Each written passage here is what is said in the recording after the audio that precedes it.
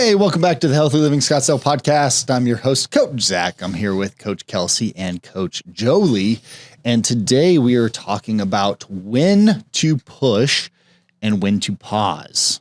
So when to push through soreness and injury, things that might be, questionable, and then when to pause. When should you take a break and rest it? So I'm excited to talk about that, but as always, we have a client of the week. And this week, we want to give a shout out to Elisa Cruz, who has been a client of the week, I think a couple of times before. But we've been through the holidays. She hasn't taken a break. She's been solid. She's been consistent. She works so hard, and she had knee surgery. I think it's been like almost a year and a half, maybe 2 years. Yeah. And she got cleared to ski. Yeah. Which is pretty awesome. So that's going to be exciting. And this is her busiest time of the year. She says that for like her business and what she does for work right now is the busiest time. Like she doesn't get a break at all. Yeah. So the fact that she's still coming in here consistently every day while being busy on the outside part of the gym, crushing it. Yeah. Always comes in on time, smiling through a workout, ramping everybody else up, getting stronger.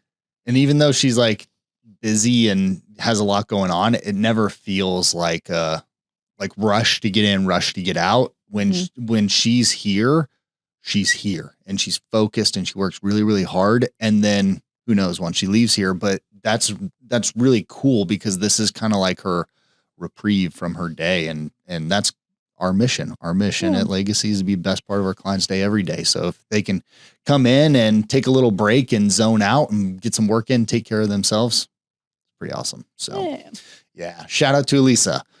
All right, guys, let's talk about when to push through, when to pause. My answer for this is really quick. Just never pause. So conversation over.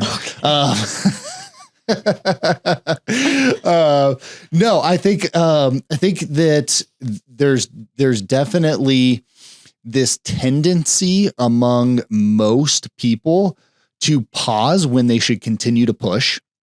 And so I caution people, we would much rather you lean the direction of, hey, let me figure out how to like keep going, how to work around something and do no harm. Than to just say, hey, I've got this thing that's nagging me. I'm just going to stop working out for an indefinite period of time. So, we will do a little disclaimer on this episode that we're not doctors. We're not medical professionals. None of this is medical advice. But you probably shouldn't listen to your doctor who's telling you that you should just walk and not work out because that's pretty horrible advice. So shame on you doctors that give that advice. It's very lazy and short-sighted. Anyway, okay. Now that we've got that out of the way, Kelsey, what's up? Yeah. I mean, this is a great topic for me right now. If anyone's seen me hobbling around in the gym in my knee brace, when to push it, when to pause it. And I had a knee injury 5 years ago that I went through a year PT just to get my quad muscle back. Like I had to take a big pause on working out and lifting and finally got back into things. I'm back to barbell squats, which is great for me. And then my knee decided to say, hey, I still hurt. You need to be careful. And I was like, no, we're good. And it's like, no, I need to pause it. Like my knee, previous injury is telling me, whatever you're doing, you're re-aggravating what hurt you in the first place. So taking a big pause on that. Didn't work out for 2 weeks, which is huge for me. Yeah. That's a lot. And then you're back now. Working out. I worked out Friday, did some upper body, worked out yesterday, did some upper body, and did a little PT lower today, but my knee still isn't happy. So you were 2 weeks, let it rest. Hit the pause button. Hey, knee flared up. Got this, an injury that was pre-existing, comes back on you. And then you're like, okay, I got to take a break here for 2 weeks. Did you do nothing for 2 weeks or did you work other body parts and nothing for 2 you're weeks. just resting. Yeah. You're weak. Yeah. I know. Ice, elevate, try to stay off of it, keep my knee brace on, try to stay away from stairs. And then got back in as soon as possible. Get some upper body. I started working on some mobility. Like I had to pause it. I had to pause even just doing anything with my knee, any PT exercise, anything like that. And the thing that told me to pause wasn't just a little pain in my knee. I also got inflammation. I got swelling. So like those are the moments when your body's talking to you. You should listen. A little bit of swelling, that like acute pain that's nagging you on certain movements, that's your body saying, hey, something's going on here. Like take a little break, pause before you hurt yourself, because you hurt yourself, you're going to be out a lot longer than my 2-week vacation. A 2-week vacation. Jolie, what's your take on this? Yeah. And I think the biggest thing to kind of call out here, point out, is discomfort versus pain, right? Especially if somebody's just getting in the gym for the first time or just starting to get back into lifting and they're experiencing a little bit of discomfort. It's okay. Is it like, do I have a previous injury in this area? Is this something that maybe I just need a little bit more mobility, need to warm things up a little bit more before we hit that pause button or change the exercise completely? Yeah. And I think, again, like people in our industry, we deal with people that come to us because they need help exercising. Most of the time they can't do it on their own or won't do it on their own. It could be a combination of both. And so a lot of times it feels as though people are just like searching for any type of excuse they can to just not have to work out. And so what I think is really important for people to understand is there's a big difference between discomfort and like, hey, I've got this actual injury. And then even with an injury, it's still like, hey, can you still work out? And we just have to work around that. Right. Because working out, even with an injury, usually, as long as we're doing no harm, will lead to a faster recovery time. Now, someone like you, Kelsey, who works out all the time, it has been consistent for years on end. Is taking 2 weeks off going to hurt you or help you? Probably help you, right? Like if I'm you and my knee's banged up and it's like, hey, I've been training really, really hard and consistently for several years. Like I'm just going to let this thing rest. I'm all for that. Yep. Somebody who has the same injury that is been working out for 3 months. And then before that, they were completely like,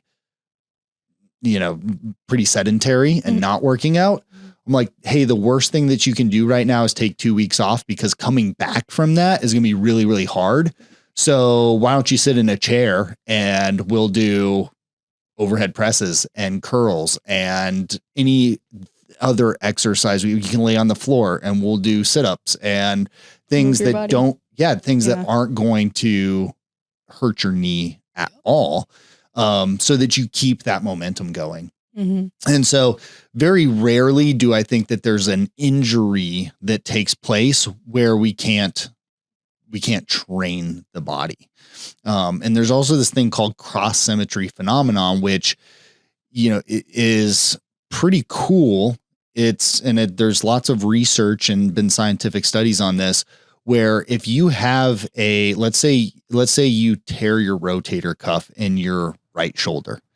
If you train your left arm, you will maintain like 70% of the strength in the injured arm, even though you're not using it all and you're just training the good side. That's why it's called cross symmetry phenomenon. So it's like, well, yeah, I got this injury, but I want to recover faster. I don't want to lose all my strength. I want to maintain that. Let me go ahead and train the good side. And then you're staying active, speeds your recovery time. You're way better off in the long run. Yeah. So, when I was 22 years old, my 22nd birthday, I was biking and I hit a curb, flew off my bike, cracked my sternum. So I landed in a pile of rocks. It's a whole thing. Geez. Ambulance came, took me away. That like I could not work out because any type, like when your sternum's cracked, you're pretty much using even with lower body exercises, it's like you're using that to brace your core, everything. And so, I was down for like 6 weeks. And then when I started to like go back to the gym and work out, I had to do like super lightweight because if I pushed it at all, I would get like pain and nauseous and feel like I was going to pass out and throw up all at the same time. So I was like, yeah, that's a pause button, man. Like there's nothing you can really do there. Yep. That's not a like, hey, I can work around this situation. Yeah. But I did anyway. No. I also think about like when clients come in and they're like, oh, my shoulder is like bothering me today. I don't want to do any shoulder things. It's like, okay, let's warm your shoulder up and then see how it feels. Yeah. Because sometimes you don't do as good of a warm up on some of those like little pain points. And then you start your exercise and you're like, oh, this is hurting me. I'm going to stop or I'm going to pause it. It's like, no, you probably didn't warm that area up enough. If your shoulder's been nagging at you and all you do all day is just hold your arm next to your body and you keep that shoulder immobilized, you come in, you start doing an overhead press, like, yeah, it's going to hurt. You need to get some mobility. You need to lubricate that joint, warm it up, and then see how your range of motion is and work through it. I think that, there's also, it's very difficult with the human body, especially biomechanics, to chase symptoms or identify symptoms. So, if we're doing, let's say we're doing like pull-ups. Okay. So doing pull-ups and we develop an elbow, like we're starting to get like elbow tendonitis from pull-ups.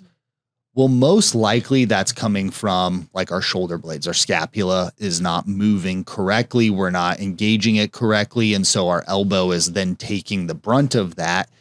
There's a compensation that exists that then is causing that problem. Well, if we're like, okay, hey, we got to chill out. I got to hit the pause button. I'm not going to use my elbow or my arm at all. Sure. Because it's resting, that's probably going to heal and the pain's going to go away. And as soon as we come back to doing pull-ups again, that pain's going to come right back within a very short period of time because we didn't correct the issue. And so a lot of times where we feel the pain is not actually what's causing it. So in those situations, it's like, well, hitting the pause button here isn't going to help long-term. Now we can rest that injury or the area of that injury and not aggravate it any further. But we also need to not hit the pause button on the cause or the mechanism that's causing that. We need to go and we need to train that so that then when we do start implementing those exercises back in, we're not going to just recreate the problem. And you're going to have that nagging injury that just takes place over and over and over again, and we see that a lot with, I think elbows are probably most common for that. And you just think about like how people are living their lives where they're sitting at a computer all day, poor posture, everything's kind of rounded. They lose the mobility and the stability in their scapula. And then like the elbow comes in and is like, hey, I'm very irritated here. Leave me alone. Yeah. So a lot of times it's not just about like resting a specific thing, but it's also like, okay, hey, let's rest that, but let's work on these other things that aren't going to irritate that are actually going to fix the problem in the long run too. Yeah. And you can't always do that either, because a lot of times we can identify things by laying hands on people, meaning like if you're stretching somebody, if we're doing manual therapy, like we can identify a lot of areas where we're like, oh, that's a problem. But even when we're assessing somebody and we're watching them do an exercise and observing, there's certain things that we can't see sometimes. Maybe because of clothing, right? Like you might not see it because it's covered by clothes. And then when you put hands on somebody, it's like, oh, that's a problem. Didn't realize that And so a lot of times doing some manual therapy, some stretch therapy can really help us in turn adjust things with programming as well to make sure we're, doing the right things for people. So, even if you do have something where it's like, hey, I need to take a pause from working this, a lot of times a good solution for that is like, hey, let's do some mobility work. Let's do some body work. And then we're working towards a solution. Yeah. And that's the key here is like, you don't want to break momentum and you don't want to just like stop, because just stopping most of the time isn't going to solve the problem. Right? Might feel good for a little bit, but it's probably going to come back. Yeah, exactly. When would you guys suggest, like, when does something become like, hey, you need to go get this checked out, versus like, hey, let's just let it rest, or let's work around it? I'd say interrupting your regular day-to-day activities. And when it comes to the gym, if your range of motion is being affected by anything that you're doing, and that pain that you're feeling, like let's say shoulder, for example, you're feeling some shoulder pain and your range of motion is just really poor in that shoulder, I would say that's a time to pause. And then at that point, maybe go get something checked out. Find out what's going on there. Yeah, especially if it's affecting your daily life, like hips, ankles, feet, usually I think are something people notice first, is just like, oh, this is hurting when I'm going upstairs or downstairs or something like that. And it's when it affects your everyday life, I think it's something that needs to get checked out. Yeah. My rule for these things is like, if it's not improving, like if we're working at it and we're trying to, like, we're not irritating it, we're working on improving it and it's not improving, you need to go get checked out. Yeah. Right. And I always caution people anytime somebody comes to me and they're like, hey, I got this thing going on. I'm like, okay, listen, I want you to go get that checked out, but be warned that when you go to the doctor, they're going to tell you stop everything. Just walk. Yeah. Usually if it's a upper body thing or a back or something, they're like, just walk. Don't do any exercises whatsoever, which is horrible advice. I can't believe that's like, as educated as our medical community is. It's like, really, why don't you look at the big picture? Like telling somebody that's, trying to take care of their health and exercise for their heart and for, every other organ in their body, you're telling them don't exercise at all. That's very short-sighted. That's what I meant at the beginning. Instead of saying like, hey, you need to avoid irritating that at all costs right now. We need to let that rest. However, you can also there's all kinds of things that you can do. Do you have a professional that you work with? Great. Here's what I, would suggest you avoid. And then just as long as you're avoiding those things and not making it worse, let's order an MRI, let's order X-ray, ultrasound, whatever it is.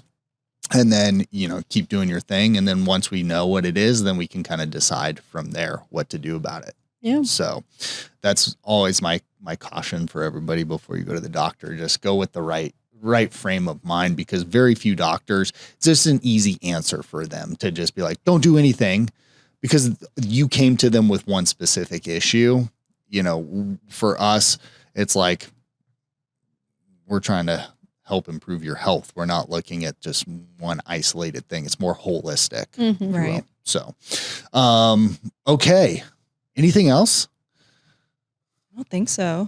Okay. Yeah. I would say, like, if you're not sure when to push through, when to pause, just come talk to us. Yeah. If we can work around it and be like, hey, we'll do no harm here, we'll let you know. And if we can't, we're not going to say like, yeah, keep showing up, because that would be, not good for us, not good for you.